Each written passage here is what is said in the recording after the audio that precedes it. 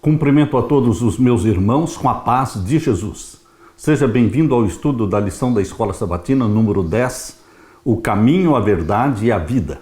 Antes de começar, vamos orar. Pai querido que estás nos céus, na Tua presença estamos buscando a Tua bênção, buscando o batismo do Espírito Santo para mim e para os meus irmãos. Dá-nos a Tua bênção, que ao abrirmos a Tua palavra, o Espírito Santo nos ilumine na compreensão e para vivermos estas verdades que o Senhor está nos ensinando no Evangelho de João. Em nome de Jesus que pedimos. Amém, Senhor. O caminho, a verdade e a vida. Quem é o caminho, a verdade e a vida? Jesus Cristo, somente Jesus. Como costumo dizer, o cristianismo é exclusivista. Não aceita nenhuma outra religião que conduza para o céu, uma religião que traga salvação e vida eterna. Somente a religião do nosso Senhor Jesus Cristo. Por isso Jesus disse, eu sou o caminho, a verdade e a vida. Ninguém vem ao Pai senão por mim. Queridos, o verso áureo diz, ninguém jamais viu a Deus. O Deus unigênito que está junto do Pai é quem o revelou. João 1,18. Este texto de João 1,18 nos mostra que toda a comunicação entre o céu e a terra, desde o Jardim do Éden, o Deus que procurou Adão e Eva no Jardim do Éden na viração do dia, era o Deus Filho.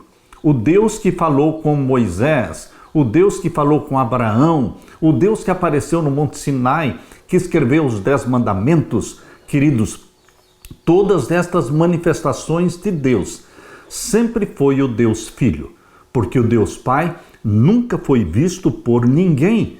É o que João 1,18 está falando, ninguém jamais viu Deus, se referindo ao Pai.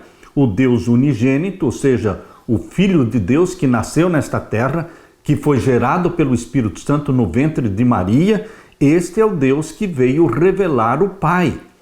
Este é o único rosto divino que nós conhecemos, o rosto do Filho. E ele é quem revela o Pai. O Evangelho de João está dividido em 4 seções principais.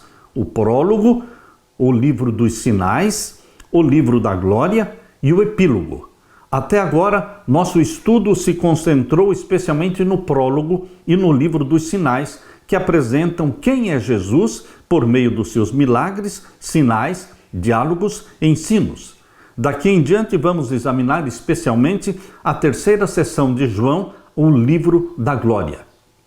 É interessante observar que as famosas 7 declarações de Jesus, que começam com as palavras eu sou, formam uma ponte entre o livro dos sinais e o livro da glória. Cristo afirma ser o pão da vida. Ele disse, eu sou o pão da vida. Ele diz também, eu sou a luz do mundo. Ele também diz, eu sou a porta. E também declara, eu sou o bom pastor. Eu sou a ressurreição e a vida. Eu sou o caminho, a verdade e a vida. Eu sou a verdadeira videira. Queridos, Jesus Cristo se declarou o grande eu sou. O eu sou é o significado do tetragrama, que aparece no Antigo Testamento YHWH. O tetragrama é o nome de Deus. Não temos a pronúncia, perdeu-se a pronúncia, mas o significado é o eu sou, o eterno, aquele que tem existência em si mesmo, incriado.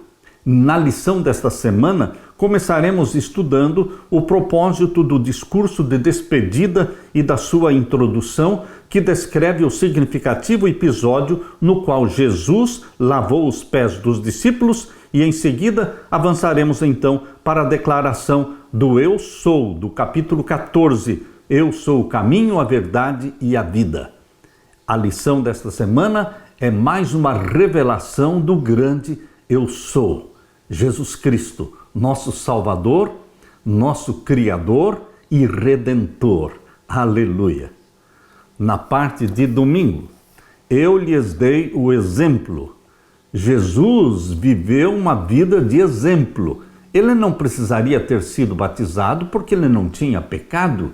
Mas, queridos, ele disse para João, importa que eu seja batizado. Ele nos deu exemplo. Ele não precisaria também lavar os pés dos discípulos para mostrar a humildade, porque ele é a humildade em pessoa. Mas ele disse: eu dei o exemplo, lavando os pés de vocês, para que vocês também façam o mesmo. Jesus é o exemplo seu e meu. Ele é o padrão. Ele é o modelo que se coloca na sua frente para ser olhado, admirado, assimilado, copiado e refletido na sua vida. Ele é o nosso exemplo. O discurso de despedida de Jesus, nos capítulos 13 a 17 de João, traz instruções aos discípulos a respeito do futuro. Seu padrão literário é semelhante à despedida de Moisés em Deuteronômio, à bênção de Jacó aos seus filhos e às instruções de Davi a Salomão. Jesus confortou os discípulos em relação à sua partida e prometeu um substituto que o representaria, ou seja, o Espírito Santo. Não deixaria os discípulos órfãos, mas enviaria o Espírito Santo. Além disso, Jesus predisse que os discípulos enfrentariam tristeza e os exortou a permanecerem fiéis. Abra sua Bíblia então agora em João capítulo 13. João capítulo 13, vamos ler então a partir do verso 1 até o verso 20. Ora, antes da festa da Páscoa, sabendo Jesus que já era chegada a sua hora de passar deste mundo para o Pai, como havia amado os seus que estavam no mundo, amou-os até o fim. Aqui no capítulo 13, verso 1, está dizendo que Jesus conhecia as profecias. Ele sabia da profecia das 70 semanas. Ele sabia que quando ele foi batizado no ano 27, iniciando seu ministério de 3 anos e meio, ele sabia que ele estava na última semana das 70 e que na metade da última semana o cordeiro seria sacrificado. Ele, o Cordeiro de Deus, morreria na cruz. Portanto, quando João 13:1 diz: ora, antes da festa da Páscoa, sabendo Jesus que era chegada a sua hora de passar deste mundo para o Pai, ou seja, entendendo que tinha chegado o momento da morte dele, a hora difícil, a hora mais dura para Jesus Cristo foi o Getsêmani e a cruz do Calvário. Mas ele não desistiu de você, meu querido irmão, não desistiu de nós. Como havia amado os seus que estavam no mundo, amou-os até o fim. Aleluia, porque ele não desistiu, mas nos amou até o fim, ele completou a sua missão. E acabada a ceia, tendo já o diabo posto no coração de Judas Iscariotes, filho de Simão, que o traísse. Por que o diabo colocou no coração de Judas que traísse a Jesus? Porque Judas vivia em pecado. Qualquer pessoa que vive em pecado consciente, pecado familiar, pecado voluntário, ele está sob o domínio e sob o controle de Satanás. Seja eu, seja você, seja um pastor, seja um membro da igreja, seja quem for, que esteja vivendo na prática de um pecado consciente, ele está sob o domínio e sob o controle de Satanás. Assim como Judas. Judas era ladrão. Ele, durante os 3 anos e meio de ministério de Jesus, ele era o tesoureiro do grupo e ele roubava daquele dinheiro que entrava como ofertas, como doações para o sustento do ministério de Jesus. Queridos, porque Judas era um pecador voluntário, ele era um pecador consciente e não se arrependia do seu pecado, Satanás se apossou de Judas. Por isso a Bíblia diz: tendo já o diabo posto no coração de Judas Iscariotes, filho de Simão, que o traísse. É assim que acontece com pecados conscientes e voluntários. Ele faz com que você se torne escravo de Satanás. Mas quando você, em nome de Jesus, confessa os pecados e rompe com eles, você quebra o domínio de Satanás sobre você. Aleluia! E o verso 3. Jesus, sabendo que o Pai tinha depositado nas suas mãos todas as coisas e que havia saído de Deus e ia para Deus, porque ele veio do céu, ele encarnou e agora ele voltaria para o céu. Verso 4. Levantou-se da ceia, tirou os vestidos e, tomando uma toalha, cingiu-se.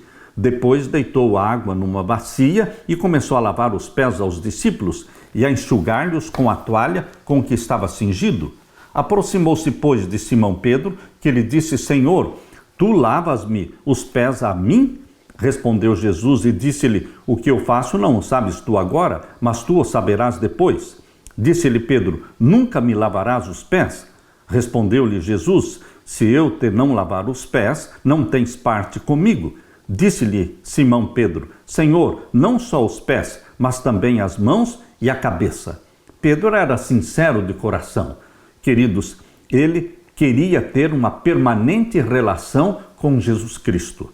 E aqui diz o verso 10, disse-lhe Jesus: aquele que está lavado não necessita de lavar, senão os pés, pois no mais todo está limpo. Ora, vós estáis limpos, mas não todos. Jesus sabia que Judas era o traidor. O Espírito Santo revelou a Jesus: o traidor é Judas, ele é um ladrão. E queridos, Jesus falou: vós estáis limpos, mas não todos, porque bem sabia ele quem o havia de trair. Por isso disse: nem todos estáis limpos. Jesus conhece os nossos pecados. Jesus conhece os nossos hábitos, nossos defeitos. Jesus Cristo está disposto a dar o perdão se confessarmos, e Jesus está disposto a derramar o Espírito Santo, capacitando você e a mim para vencermos os nossos pecados, vencermos os nossos defeitos de caráter, defeitos herdados geneticamente, defeitos cultivados em nossa vida. Nós poderemos, em nome de Jesus e pelo poder do Espírito Santo, obter a vitória sobre todo o pecado e sobre toda a tendência pecaminosa. Meu querido irmão, não há desculpa para você e eu continuarmos na prática de pecados, de vícios, de defeitos. Queridos, Jesus nos dá a vitória. Ele é todo-poderoso para isso. Mas Judas não quis, nunca confessou, nunca se humilhou. E agora o verso 12. Depois que lhes lavou os pés e tomou os seus vestidos e se assentou outra vez à mesa, disse-lhes: entendeis o que eu vos tenho feito? Vós me chamais mestre e senhor e dizeis: bem, porque eu sou realmente o mestre. Jesus declarou: ora, se eu, senhor e mestre, vos lavei os pés, vós deveis lavar os pés uns aos outros também. Jesus nos deu o exemplo para que lavemos os pés uns aos outros. Verso 15, porque eu vos dei o exemplo. Jesus é o nosso exemplo em tudo, como criança, como filho, como trabalhador na carpintaria de José. E queridos, Jesus Cristo é o nosso exemplo como filho de Deus, obedecendo o Pai, vivendo para fazer a vontade do Pai. Jesus é o nosso exemplo na caridade, na bondade, no estender a mão aos pobres, aos necessitados. Jesus Cristo é o nosso exemplo na juventude, na vida adulta. Porque eu vos dei o exemplo, para que, como eu vos fiz, façais vós também. Verso 16. Na verdade vos digo que não é o servo maior do que o seu senhor, nem o enviado maior do que aquele que o enviou. Se sabeis estas coisas, bem-aventurados sois se as fizerdes. Não falo de todos vós, eu bem sei os que tenho escolhido, mas para que se cumpra a Escritura, o que come o pão comigo, levantou contra mim o seu calcanhar. Aqui está uma prova de que Jesus Cristo conhecia o que ia no coração de Judas. Ele disse: aquele que come pão comigo, levantou contra mim o seu calcanhar. Desde agora vou-lo digo, antes que aconteça, para que quando acontecer, acrediteis que eu sou. Esse é o propósito das profecias. A profecia não é para matar a curiosidade sua ou minha. A profecia não é uma determinação de Deus de que as coisas aconteçam daquela forma. A profecia é uma demonstração, é uma prova bíblica de que Deus conhece o futuro. E Ele diz o futuro antes do futuro acontecer, para que quando acontecer, entendamos que Deus conhece o fim desde o princípio. Ele nos contou aquilo que vai acontecer através das profecias de Daniel e de Apocalipse. Ele conhece o curso da história.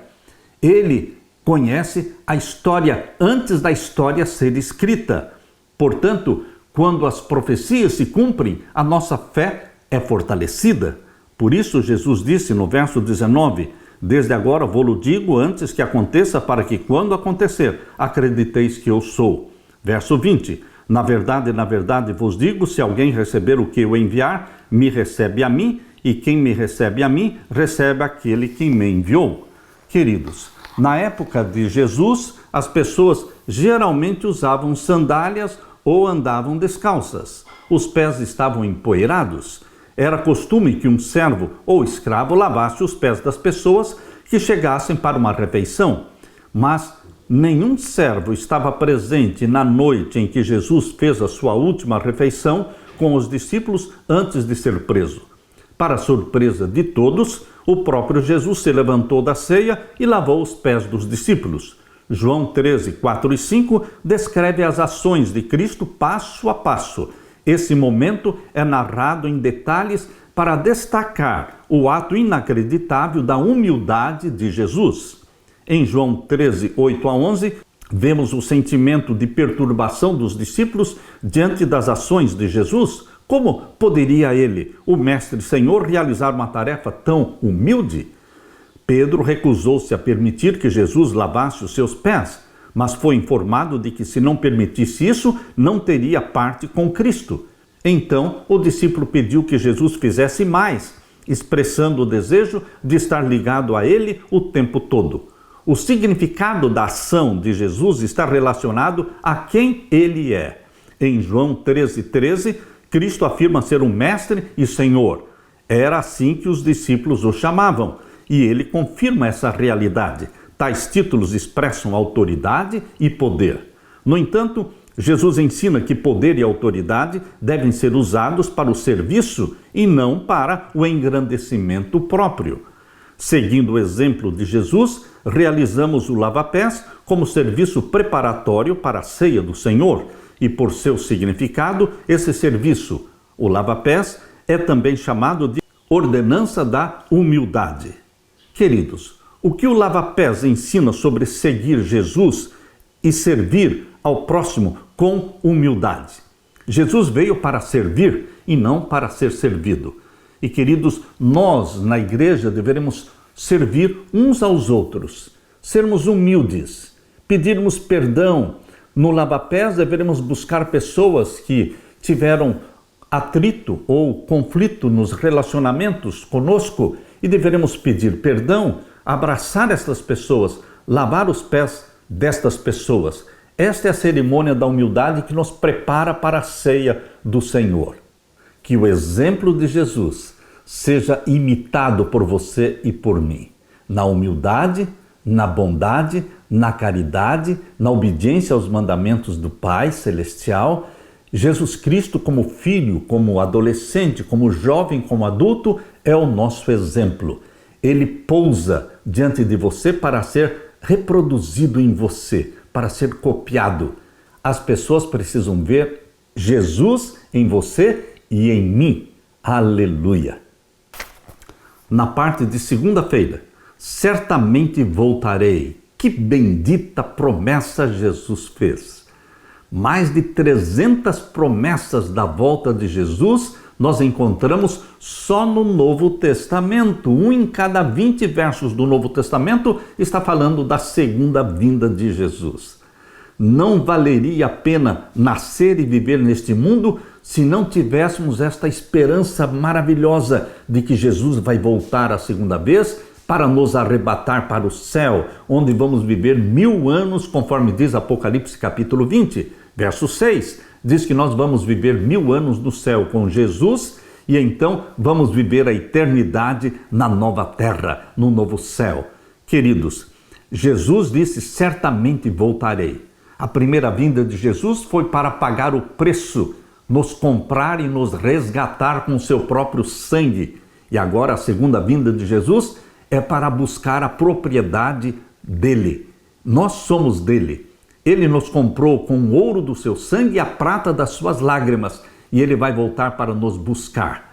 Você e eu pertencemos a ele. Somos propriedade de Deus. Abra sua Bíblia em João 14 e vamos ler os versos 1 até o verso 3. Não se turbe o vosso coração. Credes em Deus, crede também em mim. Na casa de meu Pai há muitas moradas. Se não fosse assim, eu vos teria dito, vou preparar-vos lugar. e quando eu for e vos preparar lugar, virei outra vez e vos levarei para mim mesmo, para que onde eu estiver, estejais vós também. Jesus disse que iria embora. Isso despertou em Pedro uma pergunta sobre para onde ele estava indo. Isso vemos no capítulo 13, verso 33. Diz assim: filhinhos, ainda por um pouco estou convosco, vós me buscareis, e como tinha dito aos judeus, para onde eu vou não podeis vós ir, eu vou-lo digo também agora. Verso 36, disse-lhe Simão Pedro: Senhor, para onde vais? Jesus lhe respondeu: para onde eu vou, não podes agora me seguir, mas depois me seguirás. Pedro perguntou: para onde o Senhor vai, Jesus? Os discípulos não entenderam que Jesus estava falando sobre a sua morte, a sua ressurreição e ascensão. Pedro disse que estava pronto para dar a vida por ele. Foi então que Jesus predisse que Pedro o negaria. Pedro não se conhecia, mas Jesus conhecia Pedro. Eu não me conheço, mas Jesus me conhece e me ama. Jesus conhece você e te ama, mesmo conhecendo os nossos defeitos. Foi nesse contexto que Jesus disse aos discípulos que não permitissem que seu coração ficasse perturbado, angustiado. O verbo angustiar é traduzido da palavra grega tarasso, que significa agitar-se, perturbar-se, desestabilizar-se ou ficar confuso. Não é de surpreender que os discípulos estivessem confusos com as palavras de Jesus. No entanto, contrariando o medo dos discípulos, Cristo falou sobre a casa do Pai.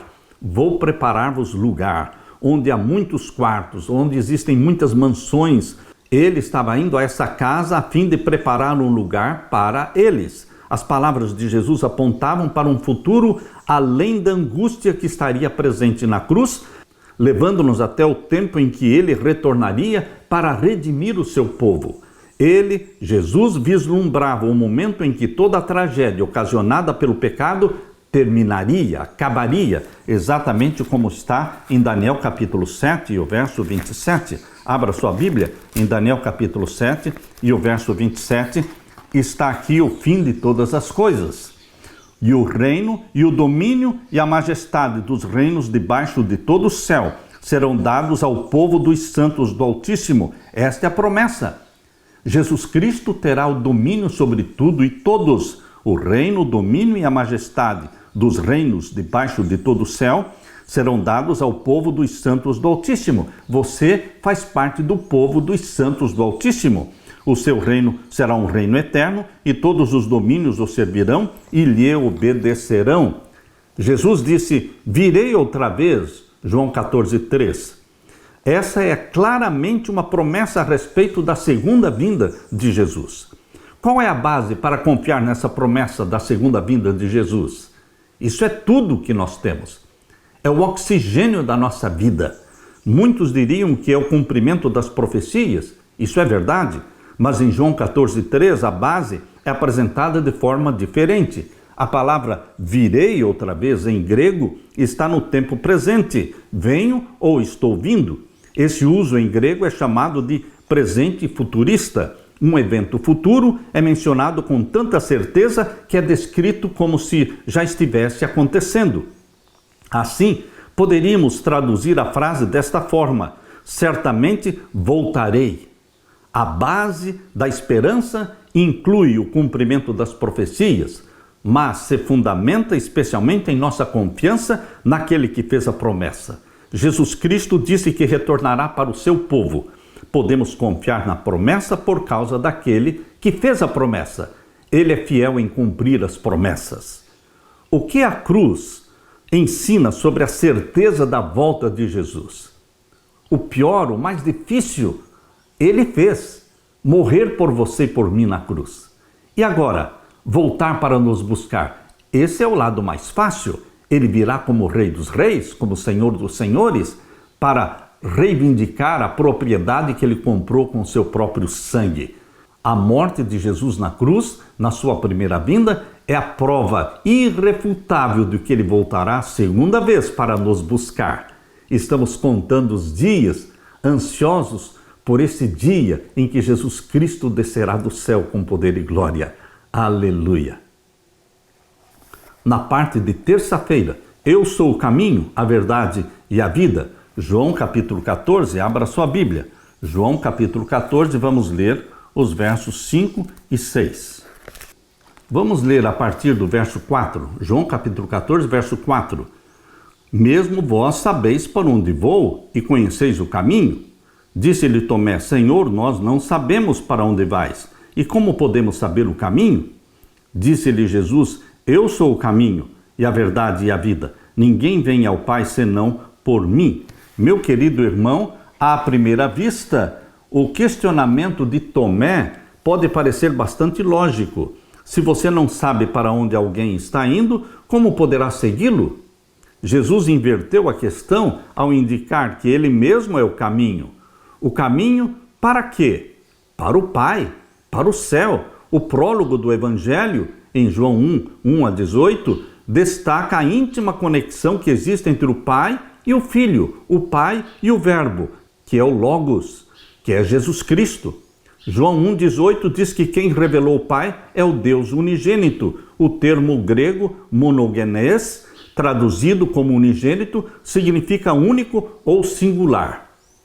Cristo veio revelar o Pai.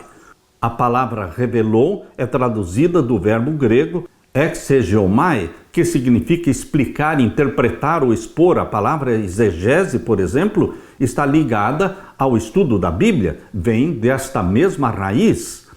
Exegeomai quer dizer revelar o significado. De acordo com João 1,18, Jesus é o elo com o Pai, aquele que explica ou interpreta o Pai para o mundo caído. Assim, ele, Jesus, é o caminho para o Pai. Sem ele, ficaríamos perdidos em nosso entendimento. E também agora em João capítulo 14, versos 7-11, nós lemos, se vós me conhecesseis a mim, também conheceríeis ao meu Pai. E já desde agora o conheceis e o tendes visto. Disse-lhe Filipe, Senhor, mostra-nos o Pai, o que nos basta. Disse-lhe Jesus, estou há tanto tempo convosco e não me tendes conhecido, Filipe? Quem me vê a mim, vê o Pai. E como dizes tu, mostra-nos o Pai? Não crês tu que eu estou no Pai e que o Pai está em mim? As palavras que eu vos digo, não as digo de mim mesmo, mas o Pai que está em mim é quem fez as obras. Crede-me que estou no Pai e o Pai em mim. Crede-me ao menos por causa das mesmas obras. Queridos, Jesus está dizendo que ele e o Pai são um, ou seja, ele tem o mesmo amor do Pai, a mesma misericórdia, o mesmo plano de salvar o pecador. Ele tem a mesma natureza divina. A natureza divina não são três naturezas divinas. É uma natureza divina partilhada pelo Pai, Filho e Espírito Santo.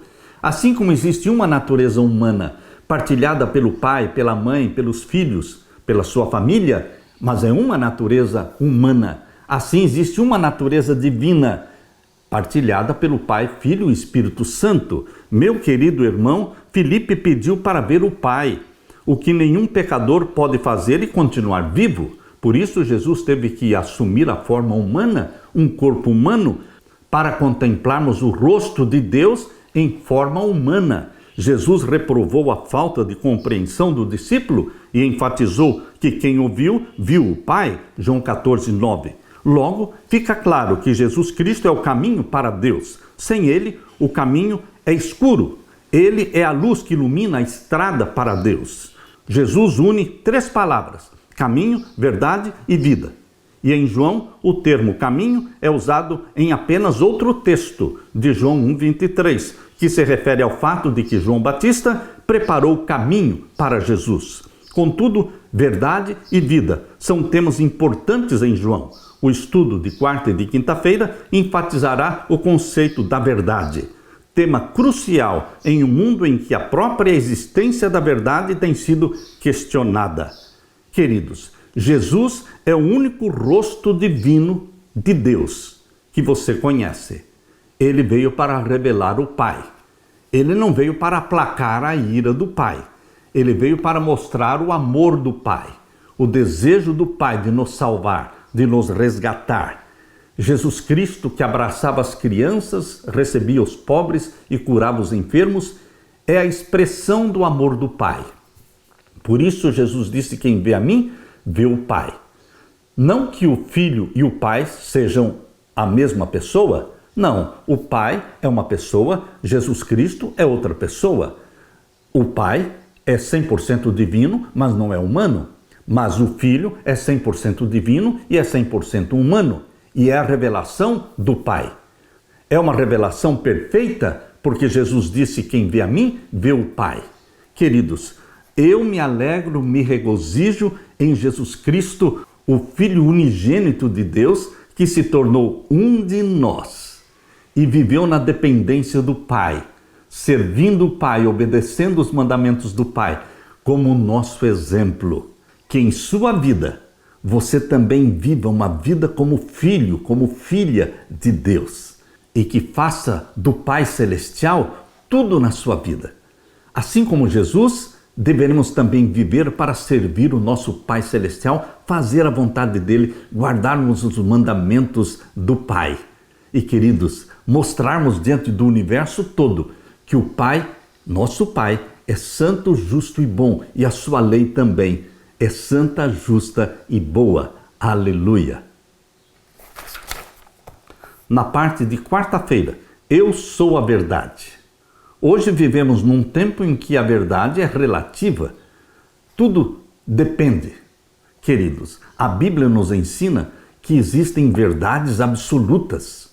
Embora o mundo não aceite, mas a Bíblia ensina verdades absolutas. Os 10 mandamentos são verdades absolutas. Jesus Cristo como único caminho para o céu, como único Salvador, o único nome dado entre os homens pelo qual podemos ser salvos, Atos 4:12, é uma verdade absoluta. Como João liga o conceito de verdade diretamente a Jesus? Vamos ler então em João capítulo 1. João capítulo 1, vamos ver o verso 14. João 1 e o verso 14. E o Verbo se fez carne e habitou entre nós. Vimos a sua glória, como a glória do unigênito do Pai, cheio de graça e de verdade. Jesus Cristo nasceu para ser a revelação da glória de Deus, cheio de graça e de verdade. Mais um texto está no capítulo 1 de João e o verso 17. Leia comigo. Porque a lei foi dada por Moisés, a graça e a verdade vieram por Jesus Cristo. Jesus Cristo é a graça e a verdade. E lemos também no capítulo 8 e o verso 32. Capítulo 8 e o verso 32. E conhecereis a verdade vos libertará. A verdade é Jesus, a verdade é a Bíblia como um todo, de Gênesis ao Apocalipse. A verdade são todos os mandamentos de Deus, como diz em Salmos 119, verso 142. A verdade é a lei de Deus. E lemos também em João capítulo 14, o verso 6. Disse-lhe Jesus: eu sou o caminho, a verdade e a vida. Ninguém vem ao Pai senão por mim. E lemos também em João 15, 26. Mas quando vier o Consolador, que eu da parte do Pai vos hei de enviar, aquele Espírito da verdade, o Espírito Santo é chamado Espírito da verdade, que procede do Pai, ele testificará de mim. Repetidas vezes em João, a verdade é ligada a Jesus, ao Pai e ao Espírito Santo. A verdade é conectada com Jesus, o Verbo, e com a luz, em contraste com as trevas. A mentira está ligada ao diabo e ao pecado. Isto diz em João 8,44, que Satanás é o pai da mentira, porque ele peca desde o princípio, ele é mentiroso. Assim, a verdade, segundo João, não é apenas uma questão de fatos e informações. A verdade inclui, acima de tudo, o aspecto moral da fidelidade a Deus e à sua vontade. Teorias filosóficas ou composições literárias, embora brilhantes, não podem satisfazer o coração. As afirmações e descobrimentos humanos não têm valor. Que a palavra de Deus fale ao povo. Aqueles que ouviram somente tradições, teorias e máximas humanas, até agora ouçam a voz agora daquele cuja palavra pode renovar a alma para a vida eterna. Jesus é a verdade. Pense no que isso significa. Jesus é o Logos, a palavra, o verbo, que estava com Deus desde o princípio e que é o Criador de todas as coisas. João 1:1. Ele é um com o Pai, desde a eternidade passada até a eternidade futura. Vou repetir. Jesus é um com o Pai, desde a eternidade passada até a eternidade futura. Porque nunca houve um tempo no passado em que o Pai existisse e o Filho não existisse. Pai e Filho possuem existência eterna, vida em si mesmos. Possui todas as características do Pai e, portanto, também é o grande eu sou. O tetragrama YHWH é aplicado ao Pai, mas também é aplicado ao Filho, Jesus Cristo. O ser de Cristo não está sujeito a ninguém nem a nada. Nada do que há no universo, incluindo o conhecimento, existe à parte dele, de Jesus. Por isso, tudo o que foi criado e existe deve a existência somente a Cristo, conforme diz em Colossenses 1,16. Abra sua Bíblia e vamos ler Colossenses 1,16. Leia comigo. Porque nele, em Jesus, foram criadas todas as coisas que há nos céus e na terra, visíveis e invisíveis, sejam tronos, sejam dominações, sejam principados, sejam potestades, tudo foi criado por ele e para ele.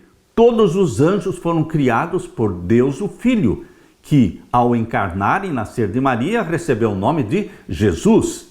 Jesus Cristo é o Criador do que existe no céu e do que existe na terra, das coisas visíveis e invisíveis e de todas as hostes celestiais. Verso 17. Ele é antes de todas as coisas e todas as coisas subsistem por ele. Ele não somente criou, mas ele sustenta todas as coisas. Isto é o que a Bíblia nos ensina sobre Jesus Cristo. Jesus não é simplesmente a personificação da verdade, ele é a verdade. A verdade não é simplesmente um conceito ou uma ideia. A verdade, na Bíblia, é uma pessoa e ela se chama Jesus. Pecado na Bíblia é um ser que se chama Satanás. A verdade, Jesus Cristo, pode ser comparada ao sol que ilumina o mundo inteiro, o universo todo. Meu querido irmão, Jesus Cristo é a verdade absoluta. E eu abraço esta verdade que salva, que liberta. Deixo com você esta verdade chamada Jesus, o Deus encarnado, o Verbo, aquele que criou tudo, coisas invisíveis e coisas visíveis, quer no céu, quer na terra. Ele é o nosso Salvador, nosso amigo, nosso querido irmão mais velho. Aleluia! Na parte de quinta-feira, as Escrituras e a verdade. No Evangelho de João, as Escrituras desempenham um papel importante ao nos falar sobre aquele que é o caminho, a verdade e a vida. Nos 4 Evangelhos, assim como em toda a Bíblia, Antigo e Novo Testamento, as Escrituras desempenham um papel fundamental na revelação da verdade.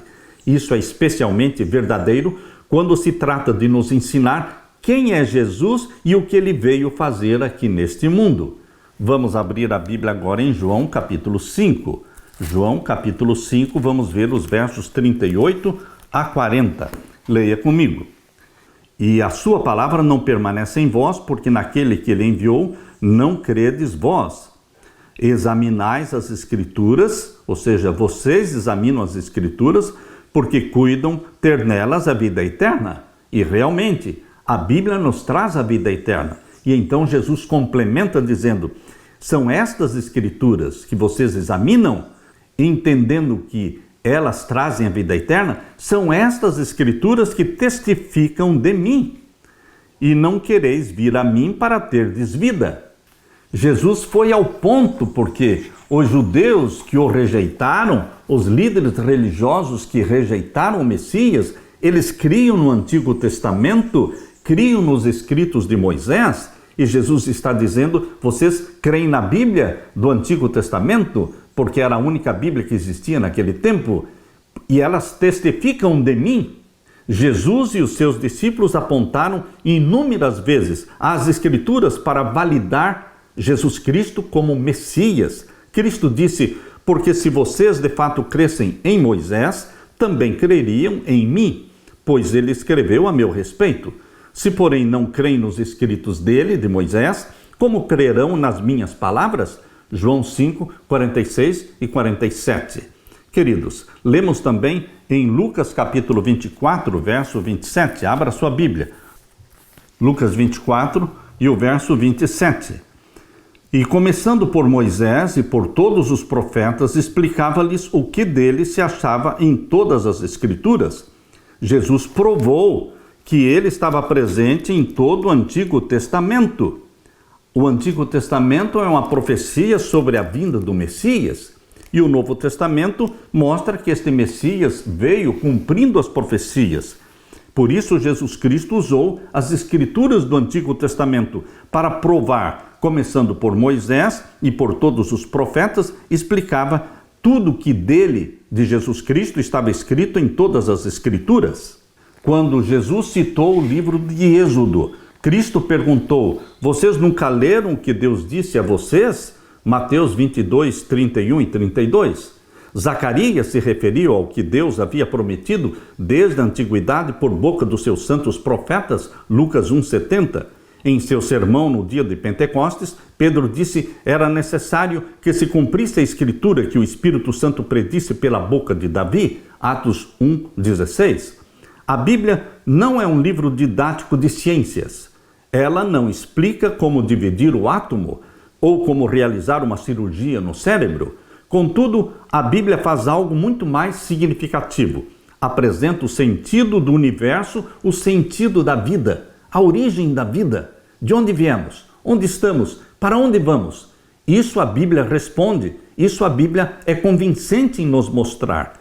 É a chave que abre a porta, a luz que nos permite enxergar. Sem ela, a Bíblia, estaríamos no escuro, sem uma compreensão exata da existência de Deus, do seu papel no universo, ou da nossa origem, do significado da vida e do futuro de tudo que existe. Meu querido irmão, graças a Deus pelas Escrituras Sagradas, que nos mostram de onde viemos. Viemos do Jardim do Éden. Quando Adão e Eva pecaram, foram expulsos do Jardim do Éden. E toda a descendência de Adão e Eva, toda essa descendência nasceu com a natureza pecaminosa, precisando de um Salvador. Desde o nascimento, as criancinhas já precisam de um Salvador. Por isso, o Antigo Testamento mostra a nossa pecaminosidade, mas também acende uma luz que brilha, uma luz de esperança, que é Jesus Cristo, o Cordeiro de Deus que veio para tirar o nosso pecado. Ao abraçarmos Jesus como Salvador, abraçamos a vida, abraçamos a luz, somos retirados do reino das trevas e transportados para o reino da luz do Filho de Deus. A Bíblia, e a Bíblia só, ilumina a nossa vida, ilumina o nosso caminho, é lâmpada para os nossos pés, nos liberta das trevas, da ignorância, da idolatria e foca a nossa atenção no Cordeiro de Deus, no Filho de Deus, no Criador do mundo, no Criador do universo, do macrocosmos e do microcosmos. Jesus Cristo deu vida a tudo. E Ele ama você, meu querido irmão, profundamente. Você e eu somos a ovelha perdida que Jesus veio buscar. E veio buscar e procurou até encontrar a ovelha perdida. Ele me achou, Ele achou você e nos colocou nos seus ombros, alegre, feliz, regozijando porque encontrou a ovelha perdida. A missão de Cristo foi de sucesso, de vitória, porque Ele nos salvou e porque milhões estão abraçando a Jesus Cristo como Salvador. Que você e eu sejamos os troféus de Jesus Cristo. O troféu de Jesus Cristo é cada alma pecadora que Ele resgata do pecado. O troféu de Jesus Cristo é você e a sua família sendo arrebatados para o céu, para viver em eternidade com Jesus. Aleluia! Deixo com você, meu querido irmão, esta esperança, este regozijo, esta alegria. E damos glória a Deus por Jesus Cristo ser Ele, a verdade, o caminho e a vida. E porque estamos nele, salvos nele, em nome de Jesus Cristo, estamos salvos nele. Aleluia! Deixe-me orar com você. Pai querido que estás nos céus, nós nos regozijamos em Jesus Cristo, a verdade, o caminho e a vida. Nós nos regozijamos em Jesus, o Deus encarnado, que tudo criou e que nos resgatou com seu próprio sangue. Nossa prece é que Jesus Cristo volte logo. Apressa-te, querido Jesus Cristo, porque estamos ansiosos, contando os dias, esperando a tua segunda vinda para nos buscar, para nos levar para o céu. Derrama sobre mim, os meus irmãos, o Espírito Santo e volte logo, Jesus, é o que nós imploramos em teu nome, Jesus. Amém, Senhor. Deixo com você, meu irmão, minha irmã, a paz de Jesus. Amém.